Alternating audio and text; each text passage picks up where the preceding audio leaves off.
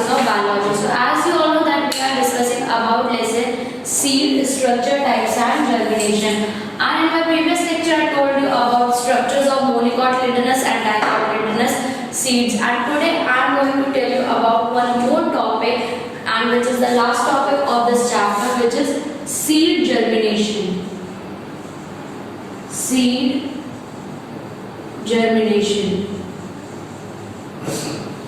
This is the last topic of this chapter. So seed germination is the process by which seed germinates and grows into the new plant. There are two types of seeds, the one which germinate and the second one which does not germinate, and that seed which does not show germination process, which does not germinate, are known as dormant seeds. And germination is the process during which the food reserves present in a seed are broken down and embryo starts to grow, and it begins when a seed starts to absorb water. So the process of germination is the process in which seed starts to grow into a new plant. Those seeds which show germination are capable for seed germination, and those seeds which do not germinate are known as dormant seeds. After that, some conditions are necessary for the process of germination. So the first condition or the first requirement for germination is water. That without water plant cannot survive or cannot grow. That is why water is the most important thing. And germination starts with rapid uptake of water. When water uptake takes place, the germination process occurs, and intake of water is done by the micropyle part of the seed. And intake of water helps in germination by, first of all, it softens the seed coat. After that, it accelerates the metabolic activities of the seed, and after that, it helps in hydrolysis of stored food, and then after translocation of soluble particles. So that is why water is very important, and this is hastened by soaking the seeds in water prior to the sowing in soil, or by removing the seed coat from the seeds. The process can be done fastly. After that, the second requirement for the seed germination is oxygen. Oxygen is very important for the, as you know that for the process of photosynthesis plant need carbon dioxide, but for germination embryo resumes growth, and for this energy is required, and this energy comes from the oxidation of food material, the food material which is already stored in the cotyledon or in the endosperm of the, and that food material requires oxygen, and then when oxygen is combined with food, they oxidize together and produces energy which helps in the process of germination. After that, the third and the last thing which is important for seed germination is temperature.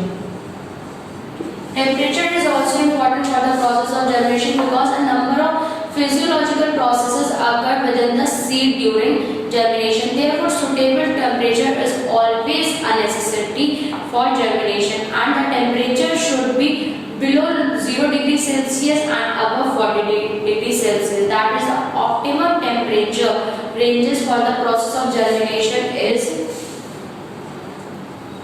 25 degrees Celsius, 25 degrees Celsius to 35 degrees Celsius. This temperature is the optimum temperature necessary for the process of germination. After that, next topic of today is the germination process.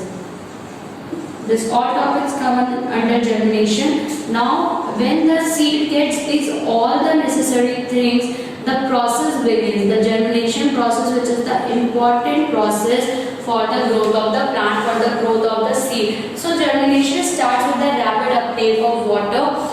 When the water enters into the seed, it's significant that seed becomes swollen, and that swollen seed, it is also accompanied by the softening of the seed coat. So the first thing which is done by the water, that seed becomes swollen and seed coat becomes softened. And absorption of water also causes number of physiological changes in the seed. Germinating seeds increase respiratory activity. Now the need of oxygen came, that when the seed becomes swollen, after that it needs oxygen for the respiratory process, for the energy production, because without the energy the seed cannot grow. So for that process, after the water, oxygen is required, and when both they also get suitable temperature, all these things are present. Once the food is made available, cell division activity starts on the growing embryo. That means radicle and plumule starts growing with the help of cell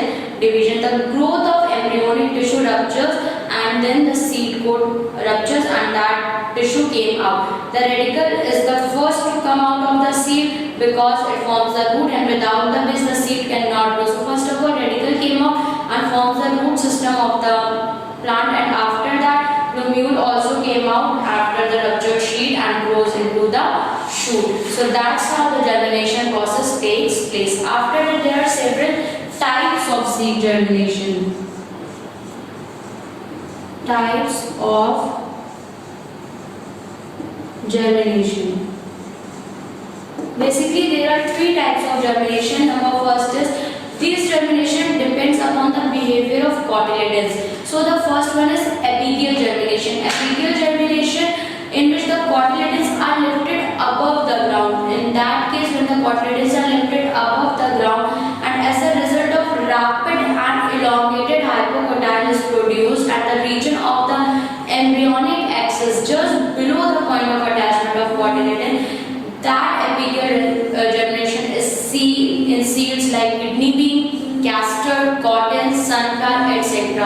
After that, the second kind of germination is hypogeal germination, in which the region of the embryonic axis above the point of attachment of the cotyledons elongates quickly and pushes the plumule up in the air. That means in the apical, the radicle comes out firstly, and in the hypogeal, plumule comes out at the first. This type of germination is seen in gram, pea, mango and maize, etc.